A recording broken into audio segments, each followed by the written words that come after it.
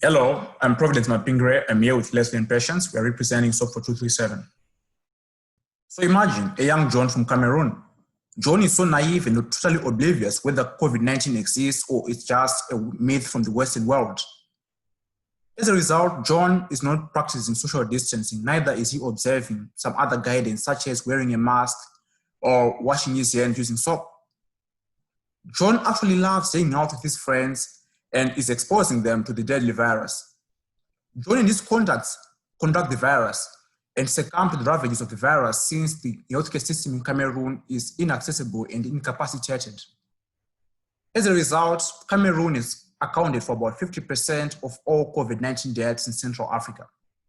The problem we're solving is the lack of accurate COVID-19 information in Cameroon.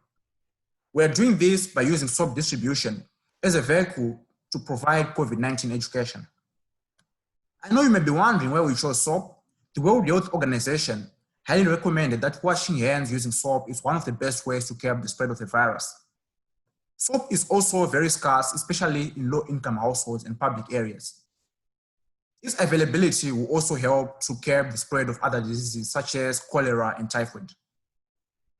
We did a number of user interviews with people familiar with Cameroon, and they highly recommended that this distribution of soap will help curb the spread of the virus in Cameroon.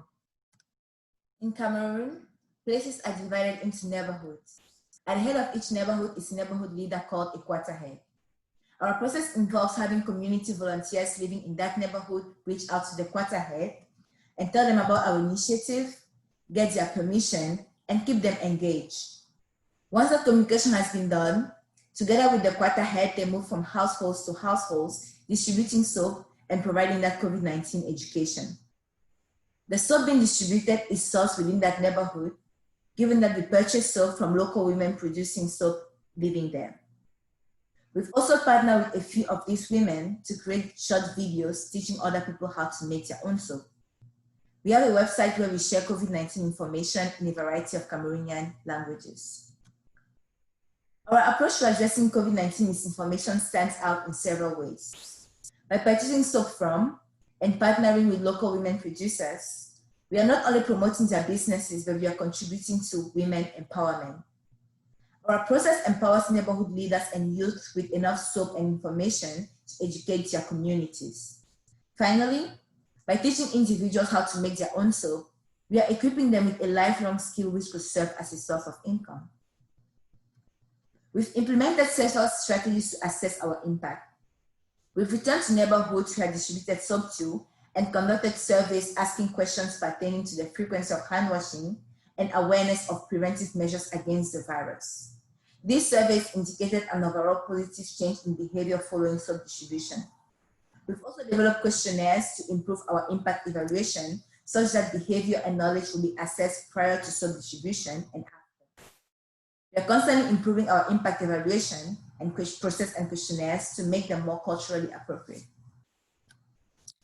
So with our venture, we have tried to implement the most cost-effective way to address our problem, such as leveraging on existing networks like neighborhood leaders, whose input help with our logistics and planning. Because we buy locally made soap from small-scale women producers, we tend to save some costs as it is cheaper than buying from the main soap-producing companies. This soap costs 300 francs CFA, which is less than $1 per bar of soap. Estimating from neighborhoods we have visited, an average neighborhood has about 320 households, and distributing 1 to 3 bars of soap per household, which depends on the number of persons in that household, we estimate a cost of $535 per neighborhood. So far, we have depended on grants and donations for the funding of our venture, and we will continue to engage with larger organizations that fund social ventures like ours to apply for funding to invest in our venture. We have also set up a GoFundMe from which we got funds to run the project. In the long run, we are implementing a monetary aspect to our venture to help finance the project. We are looking to provide in-depth training on soap production and marketing to people interested in gaining the skills and eventually starting a business. This training will be done by the women groups for which we already established a relationship by purchasing their product, which is soap. And so we will be able to have additional service for a small cost so as to provide this training for an affordable price to the community members. We have estimated that a person will pay $125, for which the venture will obtain about $85, and this will go towards soap purchase and distribution. With an approximated 1 year market size of 500 individuals attending the training, the venture will gain about $22,500 a year, and this can reach up to 13,500 Cameroonians.